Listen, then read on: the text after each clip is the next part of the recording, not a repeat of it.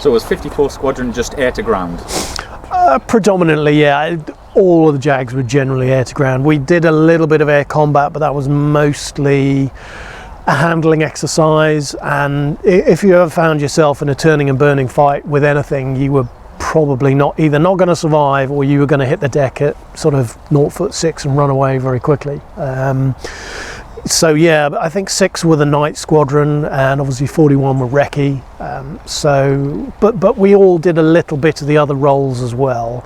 But 54 was predominantly the tiled and LGB squadron, which I quite enjoyed, because I wasn't a recce puke and I didn't really like flying at night. So that suited me down to the ground. So how many jets did they have on the squadron? Colt used to run a wing jet system, so you didn't have your own dedicated squadron jets.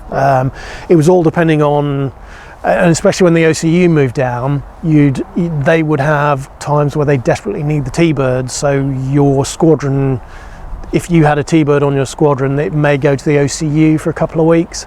But normally you'd have 8 jets-ish on the line at any one time, and there were about 12 pilots, so there was normally plenty to go around. So how many times a week did you fly? Well, in an average month you could expect to get 25-30 hours of flying, so once a day was about right. So could you walk us through a typical day? A typical day was very much, like a typical day at Valley in many respects. You'd be in for your 8 or 8:30 Met brief, or if you had an early push, you'd be a 7 a.m. Met. And then it was straight into the planning cycle, depending on what you were doing. Obviously, for air combat, there was very little planning. You just did the mandatory safety briefs, and then got airborne to your area. But if you're doing a attack profile, or you're doing a fill with the F3s or F15s, then there was obviously that liaison to be had, and each one of you had your own role. So if you're doing 4-ship, number 1, he generally picked the route and decided the tactics. 2 would plan the route physically, 3 would do the targets, and 4 would be the T-boy, and he'd just pick up the odds and sods and do the photocopying, things like that. And you'd be on a 4 to 5 hour planning cycle, and then when you come back down, you might fly again, but bear in mind that everybody had their own secondary duties to do, so there was always stuff to be done, both for the squadron and outside the squadron. So days were full. You were never left sitting around doing nothing, let's put it that way. No. Well, I'm going to be a bit of a nerd here, because I heard you said you went up against F-15s and F3s. How did you come out on that? Not too badly most of the time. Every once in a while you used to get shot. Certainly if you had no fighter sweep, you were in trouble, because you were essentially, it was like a game of British Bulldog, but you didn't have a stick to throw back. But if you could sucker them down, if the weather was poor, and depending on their rules of engagement, if they had free fire and they could just shoot anything, then you were pretty screwed.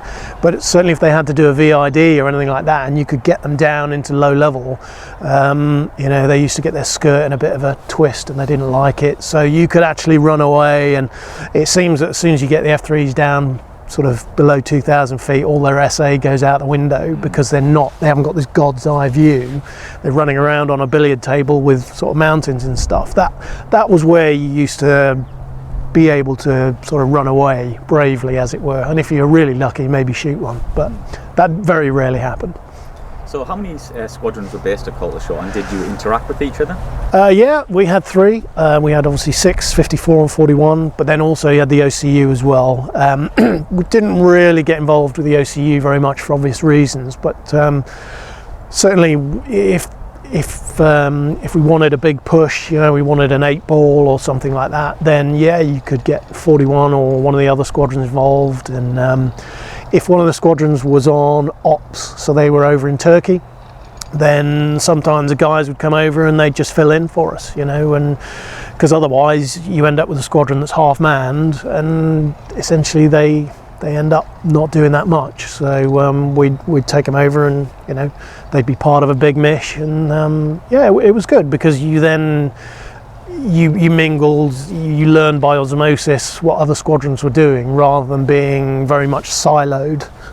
So plus Coltishall was different because you weren't on has sites or anything, so you were all together, you all used to drink in the same bar, and it was very much a one big family really at Colt. It was a bit like Shangri-La out there in the corner of Norfolk, so yeah, I loved it.